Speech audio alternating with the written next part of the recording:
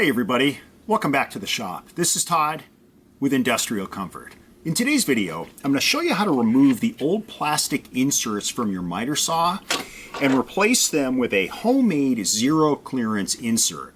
Now, these original inserts that came with the saw have a ton of clearance between them, and quite frankly, they're pretty cheap.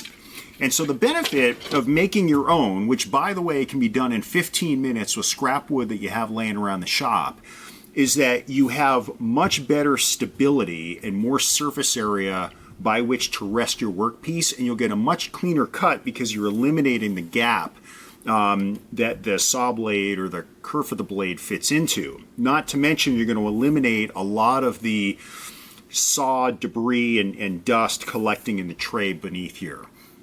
So a terrific little project to enhance your saw, and I'm going to show you how to do it right now. The first step in this process is to use some tape to bind the throat plate in and keep it together. Now in the case of this DeWalt saw, these are two independent pieces. You can see here that they're not connected on either end. Now that's not the case with all saw inserts, but it certainly is with this one. So I'm choosing to use some foil tape, which is significantly more rigid than most styles of tape. So my hope is that this is going to keep things together a little bit better. Now, I'm just going to tear out the section that has the screw heads here. And before I remove this, I'm going to put some double-sided tape on top. All right, with everything taped up, I'm going to take my driver, and this is these screws are actually both a flathead and a T20 Torx. It might be different depending on what your saw is.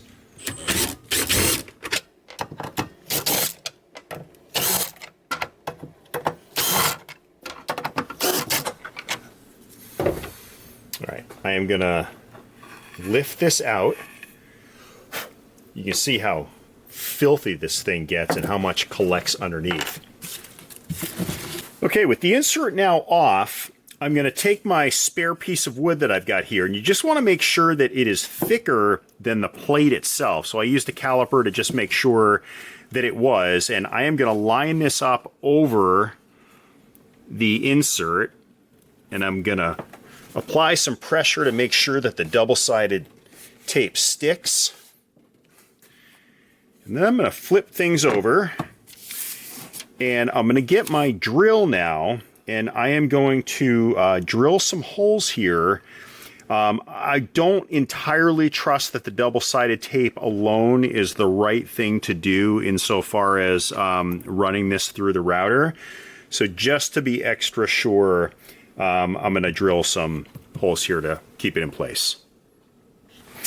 Okay, I've got my drill. I've got an 1/8 inch bit, and what I'm going to do is just reuse the bolts that I took from the top of this insert here to reuse to keep this thing in place. And before I removed it, I noticed that the bolts were all tight on the inner side of this slot. So I'm just going to drill the holes, which I'll reuse when we're ready to do the final drill out for the plate.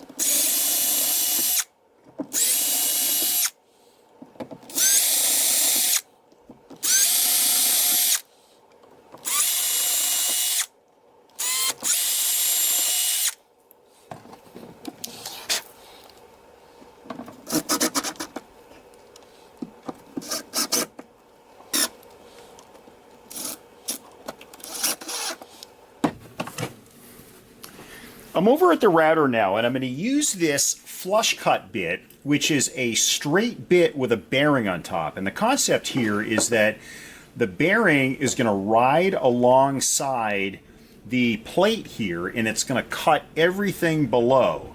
So essentially what we're going to do is we're going to create the shape of this plate from this piece of wood underneath.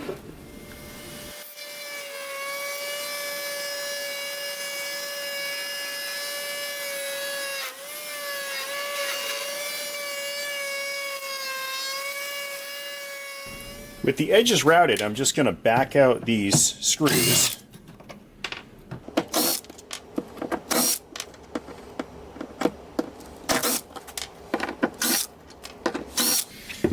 Now you'll notice that I did not run the router across the edges here because there is nothing to support the bit. So I'm just going to take it, actually I'm going to remove these pieces and then I'll just cut it off with the saw to make sure that it's flush there, and then I'll probably take a sander and I'll just test fit it before I do that to make sure everything is okay. I realized I'm not going to be able to test fit it until I plane this down. So I've got the calipers set to the depth or thickness of these original inserts. I'm going to plane this down to ensure it matches.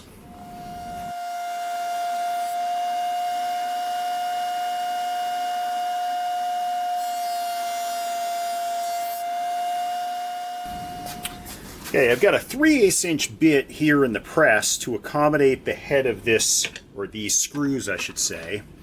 So I've got a piece of tape to mark the depth that I need to drill to, and we'll drill out these 6 holes.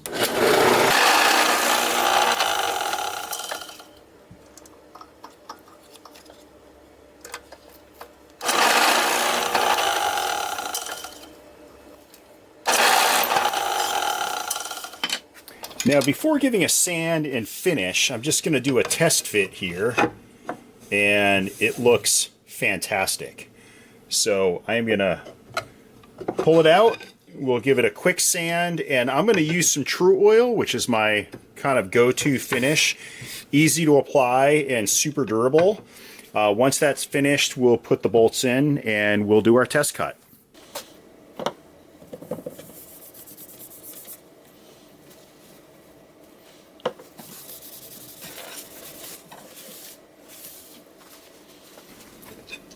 All right, the True Oil has dried, so I'm going to slide this in, and all we need to do now is screw it back in place.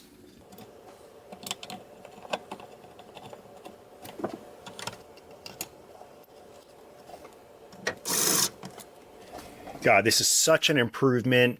Tolerance is super tight. Really looking forward to using this. I'm almost nervous to saw into this. It's so beautiful.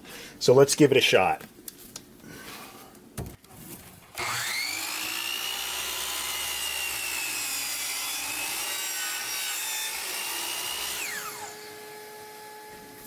I'm really happy with how this project came out, and I'm excited to get a lot of use out of this new zero clearance insert.